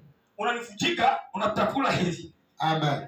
Ina mama, njoveri. C'est le vrai. Papa. Papa. Unaweka matemo. Vous voulez des démons? C'est comme ça, c'est ça. Bali ni unabeba sukari. Quand je prends ce Ni una regretter. je regrette. La ale tenye mafere ya malédiction va la malédiction va Utaremarke. Tu vas remarquer. Makasha mikono ifanye nini? Les choses ne marchent plus. Juu ya 500 À francs. cause de 500 francs. Kuna watu bamingi. Il y a beaucoup de gens. Walichoma maisha Ils yao. ont détruit la Juu ya 500 à francs. cause de 500 francs. Unakalamkia tu mtu 500. 500. 1000 francs. 2000 francs. 3000 francs. 3000 francs. Unakalamkia mwenzako. Oui, amen. Mais conséquence à lui. C'est quand il se passe. Alléluia. Ça bien deux. Et On frappé. ah, Marindi. Wengi wanasema ni marindi. il a dit qu'il est marié. La Bible dit Il a sema. Dieu au ciel, Mungu il kumbele. voit la conduite de tous. Unaona mwendea kila Il mtu. voit la conduite de tous. Unaona mwendea kila mtu. Asema il a les yeux Asaka na macho. sur les bons, Pas vizuri. sur les méchants. Baba baya. Mungu ananiangalia. Dieu vous regarde. Unaskoka na Mungu anaona. Dieu qui dit. Ule mtu kama atompola. Aussi c'est comment ça c'est? Dieu. Dieu. La Bible dit à moi la vengeance, C'est comme vengeance. à moi la rétribution. Kwa kumalipo. Mungu analipanaka. C'est Dieu. Wewe nikalamukie. Amen. Shina na Mungu akukupika. Je n'ai pas la foi pour Kwa mtu te mwingine, Ndio ndio ukaambia pasa na bilali. Amen. Bon, wewe unataka Tu veux faire quoi? Tu veux faire quoi? Tu connais qui je suis? Mtu wa damu na maji unaonyesha mimi mwenzako sema tu connais qui je suis. Comme ça. Haina problem, baki na makuta. Wale mimi nasema haina problem. Haina mambo. Utachika. Hallelujah. Amen. Hallelujah. Mimi shina na kasho nitakupeleka. Wewe bana pesa kwa Mungu. Mimi shina na makofi nitakupiga. Pale kwa Mungu mimi naomba. Atakufanya film. Mungu mimi nakuonesha. Amour la vengeance. Amour la rétribution. Hallelujah. Mushikana mtege mtu kwa dunia. Ne faut jamais être le zéro. Mtu ni mystère. Huyu mtu unaona. Attends que tu vois. Huyu mtu unaona. Attends que tu vois. Umeona na macho ya kiroho. Tu le vois avec les yeux. Mtu ni mystère. Mungu aliumba mtu kwa chana na nyama. Dieu a créé l'homme différent d'un Amen. Mtu eko na pouvoir moya. Alors, Na ile pouvoir. Et ce pouvoir. Yurimi. Unakomprendre? Ile pouvoir ya Mungu. Ce pouvoir. C'est pour ça le marquer. On Mama. va remarquer. Kama sema. C'est pas Mimi ninafikia mtoto. les choses arrivent. Pouvoir. Le pouvoir. Pouvoir. Le pouvoir. Kwa dunia hapa. Dans le monde. Sopota sana. Je vous donne un conseil en tant que ministre de Dieu. Ninakupatia conseil Évitez sema nini? Évitez de parler à mal.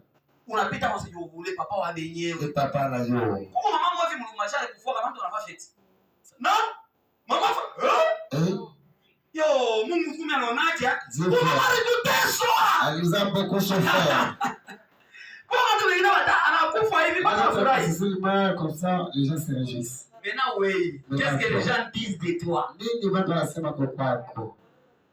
Ole watu barile. Ole que les gens pleurent. Watu wanafurahi kufa. Comment se réjouir de ta mort? Anamwandika. Bon, alitosha sana. Ça a beaucoup souffert. Alléluia. Ole watu barile. Ole que les gens pleurent. Alléluia. Amen. Wewe sasa, wewe comment est-ce que tu vis? Évitez ça. Évite beaucoup. Mimi nasema hivi. Moi j'ai toujours dit ça. Mimi nadirepeta chaque. Je l'ai toujours dit. Yeye pasteur wewe. Votre pasteur. Jésus kumilanda hata mndoto. Je ne peux jamais vous tromper dans la Ya rêve. kusimamisha kukosanaka na fulani shisemeshana ila Depuis que les gens qui l'avaient kama quand ils Mungu ont ashaunishirikiana. si la personne qui Ila bishira ni ni mroho yake mimi mshipetani mshabiu. Amen. Amen. Mimi ni mwana na mlamki. Je vais les saluer. Si yakosanaka na mshikaye na rankini mroho Je yangu. n'ai jamais été de. Wewe vimana roho itakutoboka wewe moyo. Mimi shida damu. Mimi unanenepa wewe unavimba roho. Amen. Alléluia. Amen. Mimi unakulia wewe unavimba roho. Moi je mange toi là-bas tu te cœur comme. Ataona nini? Ataona nini? Mimi roho yangu mna rankini. Ouais qui tant que Malédiction sans cause. la malédiction sans cause. Zéro effet. La point de feu. Zéro effet. La point de feu. Wewe wale mnatuchukia. Nous là qui nous Bila mambo. sans problème. Mnavimbisha maroho yenu Vous bure. allez confirmer. Mie pepele. Moi bébé. Pepele na Yesu. Et puis la reine. Roho mweupe. Ah. Sasa pembe. Ça s'appelle quoi? Alléluia. Amen. Innocent. Innocent que je suis. Innocent. Innocent. Na hapa dunia hapo. Et vous savez dans Wewe innocent. être innocent. Hakuna ile itakufikia. Il est le péché. Hakuna ile itakufikia. Amen.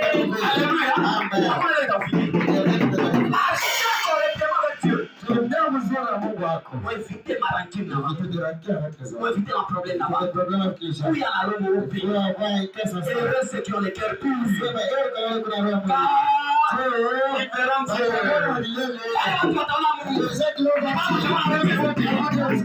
Sio rancune. Alléluia. Que Dieu bénisse. Tusome sasa. Police. Isaïe 50, Psaume 57. Psalm 57. Watusome anza hapa 3e verset. Mungu atubariki sana. Dieu nous bénisse. Psaume 57. Hapa bibi papa ya ngapi? Ya tatu. Kuwa na nisema. Oui. Premier point ilikuwa nini? Kuwa na ruse. Deuxième point. Avec des paroles. Hein? Avec la langue. Deuxième point. Deuxième avec la langue. Donc. Donc deuxième. Pas deuxième, oui. Est-ce que Michel, ni troisième point? Deuxième point c'est quoi? C'est par la langue, c'est là où vous êtes. Donc pas les mêmes. Tu vas avec la langue, n'est-ce pas? Amen. Donc deuxième point. Premier point, tu es avec la ruse. Deuxième point, tu es avec la langue. Je comprends pas les mêmes. Oui, oui. 57 inasema je? Anzia hapa Anzia pa 5.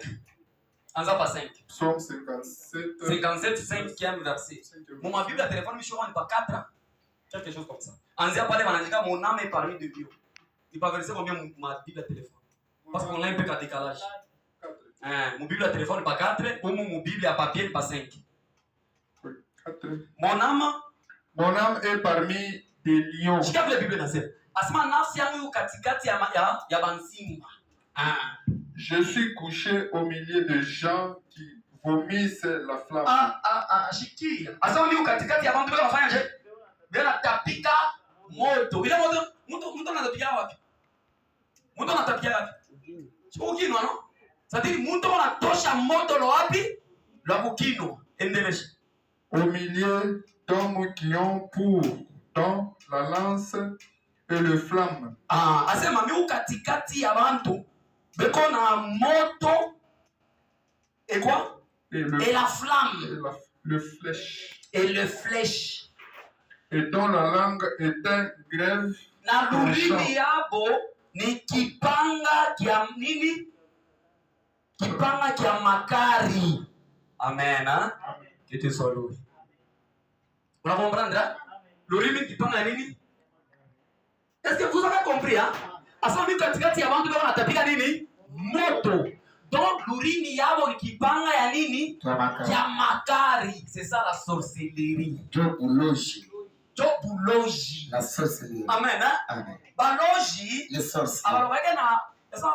Papa mina l'autre bene nikuya na kisu. Ile kisu il a signifié spirituellement avec quoi on kusemea bibaya. Le couteau représente les mauvaises paroles. Vous comprenez? Kama beko na kusemea bibaya. Si on prononce des mauvaises paroles, Beko kutipia ni mishale. on est en train de faire jeter les Les flèches. paroles sont les flèches.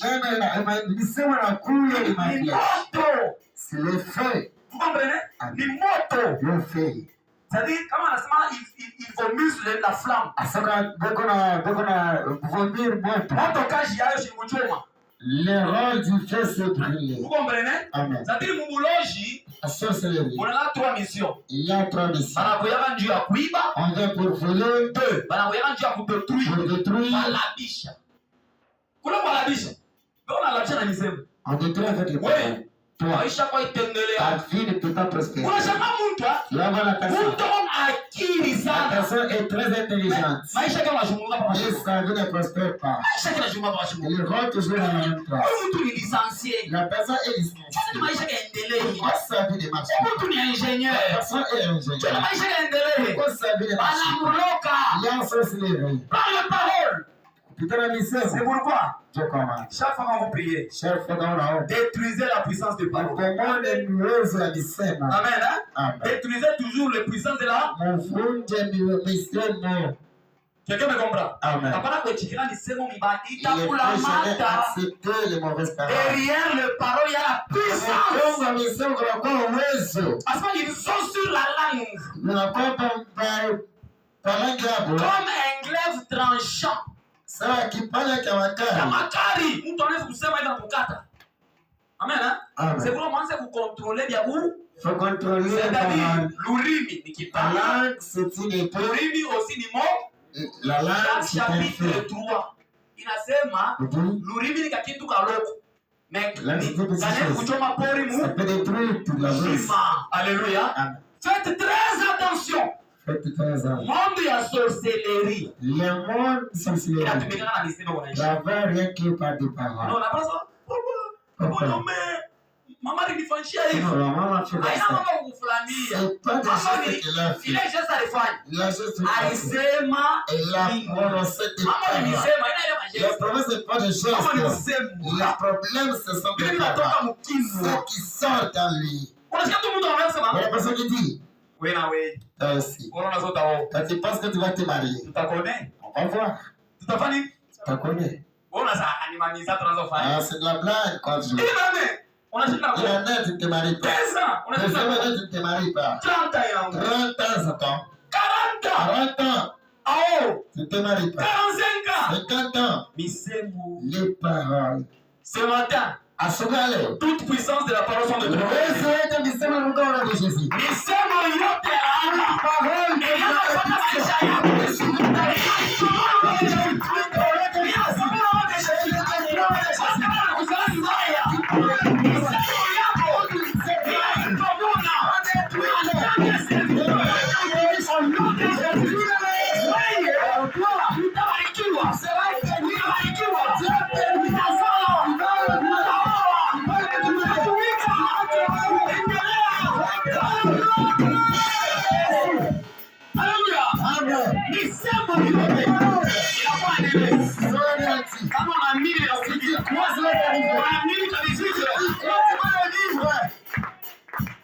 mingi. Beaucoup de personnes. Ne marchent pas avec les paroles. Alléluia. Amen. Tu es avec la langue. Kuwa na lurimi. Tu vas voir. La personne est morte. Combien de fois on a semé à la vibaya? Mara ngapi unasema vibaya? Ushakuwa na wewe. Wao sitelejatiwe. Un chrétien. Le Christ, Il contrôle sa bouche. anakaa contrôler kila kitu. Contrôle sa bouche. Anakaa La contrôler. vie et la mort. Nufu na kushiba. Au pouvoir de la langue. Yuko pamoja. Troisième point. Troisième point. Comment on tue les gens? Namna kama wanawake. On tue les gens Wanawake watu au travers le pensée. kufuatana na mawazo. Mtu mwingine Yote personne. atakuwa na mawazo yake. Il peut te tuer avec ses Kwa pensées. mtu mwingine Là d'autres. ashakuwa nako au travers le pensée. Ils vont déjà tuer avec tes pensées. Amen. Hein? Amen.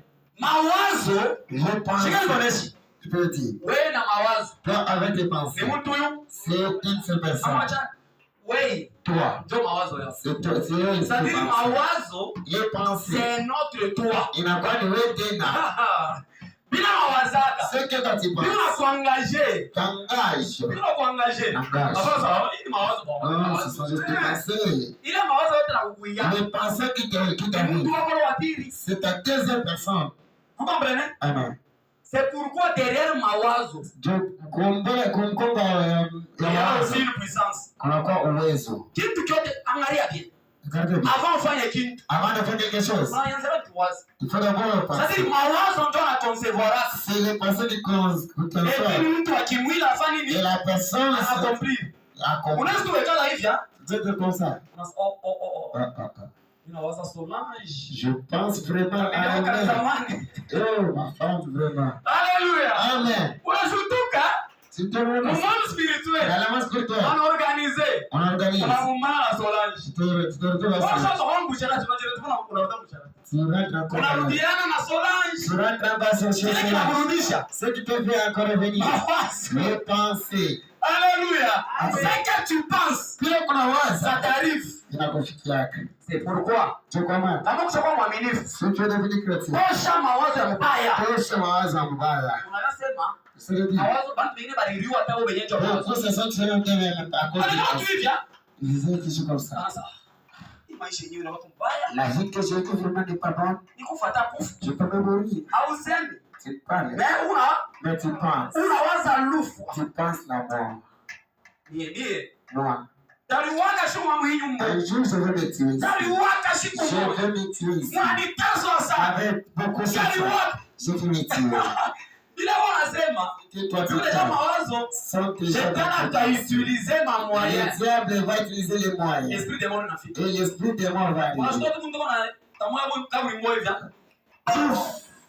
Bana muwe mawazo kana Ce muishi. sont ses pensées. Atakuwa na nourrir pensée ya lufu. Même si tu nourris les pensées, Eva nourrir ma pensée tu négative. nourris les pensées négatives. Attention à mawazo. Attention avec les pensées. Derrière le pensée, Derrière il y a les une pensées, puissance. on a pas uwezo. Soit de Dieu, Ça, c'est amour. soit du diable. Face à Satan. Shetani na Mungu Le diable et Dieu bana manipulana mawazo ya Mungu. manipulent les pensées. Kama Mungu akona kumanipule, Si Dieu te manipule, atamanipule mawazo yao vizuri. va manipuler tes pensées dans Selon le cœur. Philippiens chapitre 4, Philippiens chapitre 4, verset 8. verset 8. Bible nasema, Li, nourrissez vos pensées murishi mawazo yenu. avec ce qui est bon, Na vile inakuwa vizuri agréable ya kufurahi kwa et parfait, yanavigika ce qui mérite l'approbation. yanamérite approbation. Unashikia? Amen. Vile unawazaka vya bien, Ce que tu penses en bien, unakokota puissance ya tu Mungu. attires la puissance de Dieu. Vile unawazaka vya Ce que vibaya, tu penses en mal, unakokota tu shetani. attires le diable. Haleluya. Amen. Wewe sasa yote Toi, chaque jour, unawazaka mpaka lufu, tu penses qu'il est mort, unawazaka tu maesheki, penses les échecs, unawazaka tu dis, ah, chia hapo. nous là, Tunataka kupelekana kwa nous dunia. sommes venus accompagner. Wewe ndio roho C'est toi pelekana. qui es venu accompagner. Ile mawazo negative. Les pensées négatives, Haleluya. Amen. Njoo kunabloke maisha ya watu. ce qui bloque pour la vie de toi. Baba, mimi naombea huyu dada Père, je prie pour cette sœur apate bukweli buzuri. qu'elle trouve un bon Eh, mariage. muroho yako unasema Mais à toi, tu dis, bon, pastor aombe mnene. ok, les pasteurs plus le Mfameta faire. wa Quand même, wanawake. parce que nous, vraiment, nous marie pas. Vitafika. Parce que cela va arriver. Juu ya nini vitafika? Pourquoi ça ne peut pas arriver? Mu mawazo yake. Dans ces Acha pensées, kukua. elle croit Famille yetu. dans les familles, Abafanya nini? on ne les marie pas. Amen. Amen. Na subuhi wa leo Ce matin, change mawazo yako. change tes pensées. Romains 12 verset 2. Romains 12 verset 2. Bible inasema Biblia dit soyez transformés dans vos pensées. asibukira Dans votre mawazo intelligence. na mwakili yenu. Amen. Amen. Hapana anza kuwaza vitu vya Il ne vibaya. faut pas commencer seulement à Unaanza faire tu des choses. kafe. Tu commences seulement une affaire. Déjà unaanza kuwazia vile Toi déjà unataka. tu commences à voir comment ça va chuter. Comment est-ce que tu vas se faire. Kuanzia hapo. C'est de l'interdit. Déjà mkicho wako sasa. Déjà en toi. Mama, par exemple moi ba commerçant. Vous le connaissez. Unauza mkombo hivi. Tu peux bien Ndio unarasa hati. Ndio unafungula hivi unatoka mateshe pa les mateshe. déchets seulement. Alléluia. Ile mawazo. Ne pensez pas. Aina ya Mungu. Ils ne sont pas de Dieu. Mtoto wa Mungu. Anafanya Dieu. Anaweza sema kama mimi na bamu. Si je prends, Vitakuwa vya bien. ça va t'aider. Kile mimi tabamu. C'est que tu fais. Kitendeke. Sawa. Nitaweza. Kitu yako. Mimi na mapenzi ya maendeleo. Les pensées positives. Zero échec. Zéro échec. Zero échec. kushinda ndio bongo. L'échec, c'est zéro. Avec Dieu, Nous ferons des nous exploits. ferons des exploits. Amen. Utaweza frère. Taweza. Sasa wewe kitu yako. Maintenant, toi. Chiaba. Oula. Chiaba. Oula. Mawazo yako. Les pensées. Ndio vitakufikia. C'est ce qui va t'arriver. Amen. Hein? Amen. Les pensées négatives. Mawazo C'est mabaya. comme ça que tu peux aussi tuer quelqu'un Chochote tulichokuwa na Mungu par na les mawazo. pensées. Il y a des gens qui ont les pensées criminelles. Huko watu wako na mawazo ya mauaji. Unawazaka nini kama mtu anakukosea? Qu'est-ce que tu penses tu te tiras avec Ile ni majibu yako. Ça, c'est ça tes réponses. Ujireponde. Réponds-toi. Kama mtu anakukosea unamwazia Si nini? tu te tiras avec ton ami, qu'est-ce que tu penses? Mtu anakukosea, njoo mdola. Toi. Ah, Solange, bayo. Bayo. Kakonga toka. Kakufa tu kakufa. Alléluia. Amen. Et puis après un temps, Après ça, unasikia mtu anasema una makana naye ona nakufa. anakufa. Nani? Kila siku. Hauta, unaika sawa sasa ni wewe. Kumbe ni mawazo Ce yako. sont tes pensées. Unaanza mwazia hapa nini? Tu penses que la mort. Mbaya. Unaanza akufa Tu penses que tout se pourrit. tes pensées, Mawazo. tes mauvaises pensées. Mawazo mabaya. Proverbe chapitre 23. Proverbe 23. À partir ya 3 À partir de 3, uanze kushuka. il descend. Biblia inasema La hivi. Bible dit ceci. Hapana kulia vya mtu ndio na necho ya mibaya. Il ne Ile faut pas manger mali. la nourriture de celui qui est. Mtu anakuwazia mbaya, hapana kula vyakula vyake. Amen. Parce que Tu. il est comme les pensées de son âme. Anakuwa sa mawazo ya nafsi Il yake. te dira, Itakuonyesha mange, kuria, bois, kunywa, mais son cœur n'est na pas. roho yake anapomwona Roho yake yeye. anawazia sema, ngapi unakata wandongo. Ufupe mjama hata balishimo. Mjama. Haleluya. Una kulia, mimi kama unasema kiko bana ndio kukuru. Ndio sasa kitacha kipo wakati. Pensez qu'il déjà arrêté. Mimi pale mjama hata balishimo. Oui, même jamais. Baada watu wafele kwako. Les gens sont là. Karibu. Karibu. Yo, karibu kumeza. Karibu kumeza. Menu wake deja. Shakatale Katala. Toka ni kidogo. Mawazadira. Je pense. Muro yake. Amen. Ashakukwima. Itaila Ikimwa. c'est juste Ndio la nasema bouche. vitu vingi. Tu parles d'autre chose. Alléluia. Amen. Tusome Jean, non, Matthieu 15. Matthieu 15. Verset 15. À partir du verset 17 à 18. 17 à 18. Utenda uvungola ke bantu wanaka ndani ya roho. Tout par troisième point, hein? Tu es par quoi? Par le pensée. Amen. Hein? Kuwa mtu kupitia mawazo. Sangali. Ngave kina fakiri. Konga toka konga shaka tapata. Alléluia. Chaque fois on va dire mwenzako vibaya. Ushakumua mawazo tu. Le pensée mauvaise. Utusomee frère.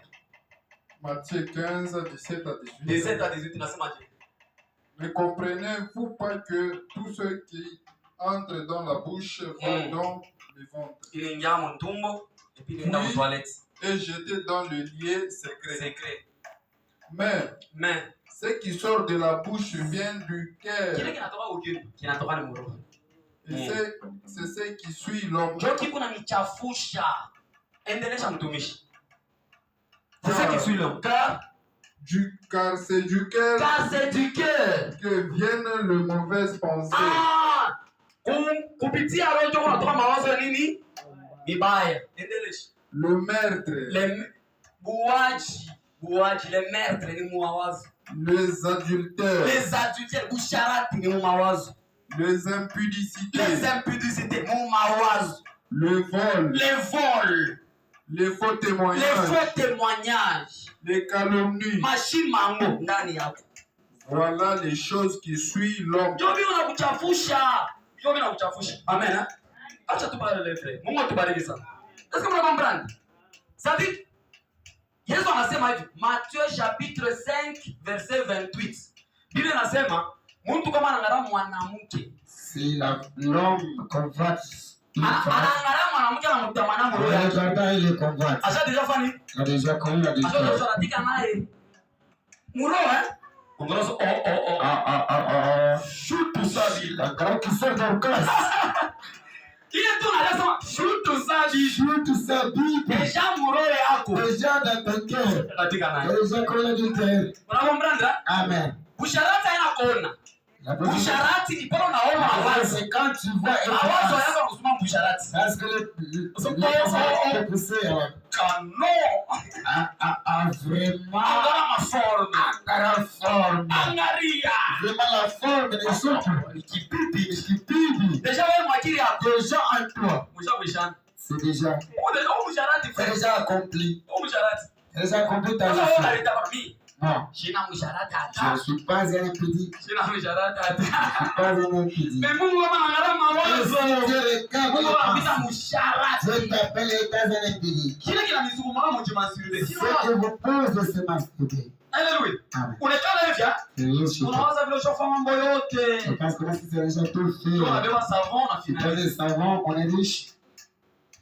Savon na toladi. Sasa pale unatika savon, unarudi ule tata. Tu vois la selle là?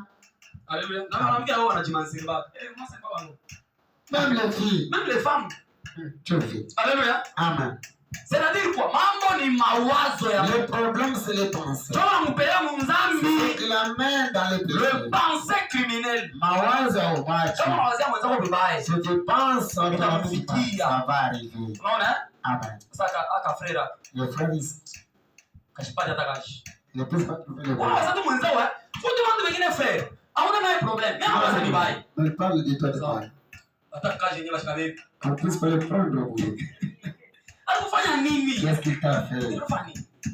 Quatrième point. Quatrième point. Rapidement. Quatrième point. Tuer quelqu'un. Kwa mtu. Troisième point. Mawazo. Ni pensée. Quatrième point. Tuer par la haine. Na chuki. Chuki. La haine. Alléluia. Chuki déjà. La haine déjà. Unaumaliza mtu. C'est déjà tout terminé. Kama tu unachukia mtu mwenzako moroho. Si tu es ton ami, la haine. Ni kuwa. C'est un implie. Amen. Amen. Kama tu unachukia mwenzako. Si tu es ton ami. Kama tu unasema. Si tu parles. Jipendake fulani. Je n'aime pas tel. Ushamu. Tu l'as déjà dit. 1 Jean 3. 1 Jean 3. À partir ya 16 na 18. À partir de 16 et 18. Biblia nasema. Unachukia mwenzake. Si tu es ton ami. C'est un meurtrier. Anakuwa muuaji. Amen. C'est-à-dire kama unachukia mwenzako. Si tu es ton ami. Spirituellement. Ushamuua. Tu l'as déjà tué. Watu ngapi washakuana deja? Combien de gens qui Wataona zulitaka mimi. Shawana. Ili chuki ndani yako wewe. Qui en toi? Shusha kumuua. Tu l'as déjà tué. Alléluia. Kama anakuuliza. Ça te demande. Unamchukia huyu pastor. Tu as déjà réussi. Anakufanya nini? Il t'a fait quoi? Simpendake tu. Je l'aime pas ça. Alikufanya Qu'est-ce nini? qu'il t'a fait? Biblia inasema Psalm chapitre 35. dit en son chapitre Sasa 35. ils nous ont haïs sans Asante cause. ukiwe bila sababu. Mtu mwingine ashikupende. L'autre qui t'aime pas si Ana raison. il n'a aucune raison. Kwa msema nini pastor Jean Mbali? Pourquoi tu parles à moi le pasteur Jean? Simpendake tu. Je l'aime pas ça. Alikufanya nini? Qu'est-ce qu'il t'a Simpendake fait? tu. Je l'aime pas. Deja ile chuki Il y ushakumchukia. aura cette haine que tu as eu. Moment ya kiroho. Dans la honte, Kama mimi nakufa. si jamais, Damu yangu bali choko. mon sang sur toi. Quelqu'un me comprend? Amen. Tunapaswa fanya très attention. On va. Kama tunaanza kudeveloper chuki. Si tu commences à développer la haine, Deja mshakuana. tu vas tuer meurtrier. Est-ce que vous comprenez? Amen. Dieu le Bible dans Samuel Jean C'est 3 la Bible qui dit à partir de la 12e à verset. partir du 12e verset. De ne pas ressembler à Caïn Kwa cha kufanana kwa maana qui a tué son frère. ya roho ndugu yake. Chuki. La haine. Tu as nini? Pourquoi? Abel Abel, Mungu anamjibu, Dieu a ili Mungu exaucé. ashinijibu. Mwana Hakuchuki. La- Kama tumelele na kuchukia juu unatumia. qui t'aise parce que tu en as. Watu wengi wanakuchukia juu. Parce que t'haïs, Wanatoka na fundi. parce que tes enfants te disent. Chuki tu. La haine, c'est bon. Kama anamuuliza, Ça lui demande. amsikiza naye njua nini? Pourquoi tu parles pas avec lui? Simpendake tu. Je l'aime pas. C'est Kama unakutana na mtu, si tu te leo retrouves unajua avec sasa toi, simpendake tu dis qu'il ne t'aime pas. c'est un sorcier. Il n'a pas de mouloge. Hata kama shina sorcier wa kuduka. Même s'il n'est pas sorcier, Leo sorcier utilisé. il est sorcier utilisé. Sorcier utilise. Sorcier wa kutumikishwa. Dernier point. Dernier point. 5e point. 5e point. Unawezi kuwa mtu Toi, tu es quelqu'un par la colère. akasirani. Amen. Hein? Amen. Tu es quelqu'un par la colère. Moyo Mungu akasirani. C'est-à-dire kama unakuwa na bishilani. Si tu as la haine, Bishilani deja. la colère déjà. C'est tu es. C'est quoi? Amiwaye. Est-ce que vous comprenez? Amen. Bishilani ni kuwa. La colère, c'est tuer. Tusome, hein? Colise. Frère, tusome.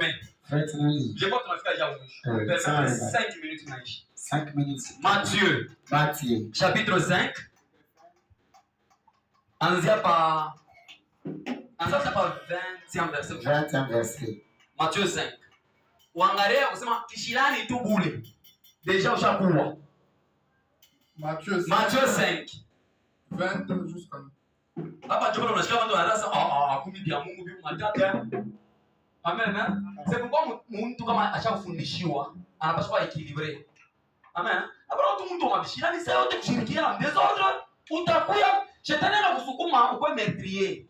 Unaona? Wewe bantu wako na problem na wewe kuya hapa kwa bantu mama. Shikia vile Matthieu, shikia vile Yesu anasema. 20 nasema je? Car je vous l'ai dit, si votre justice ne surpasse celle de scribes et des pharisiens, kama justice yenu haipite ya bafarisien. Juu justice ya bafarisien ilikuwa ya hypocrisie. Unaona? Bo bafarisien banaanza kuonekana bazuri nje, ndani bakoza. N'est-ce pas? Maintenant Yesu anasema kama justice yenu haipite bo, amutafanya je? vous n'entrerez point dans le royaume de Dieu. Amutenda kumbingu. Vous avez entendu qu'il a été dit aux anciens, tu ne tueras point. Celui qui tuera mérite d'être puni par le juge. Mais moi, je vous dis que quiconque se met en colère contre son frère,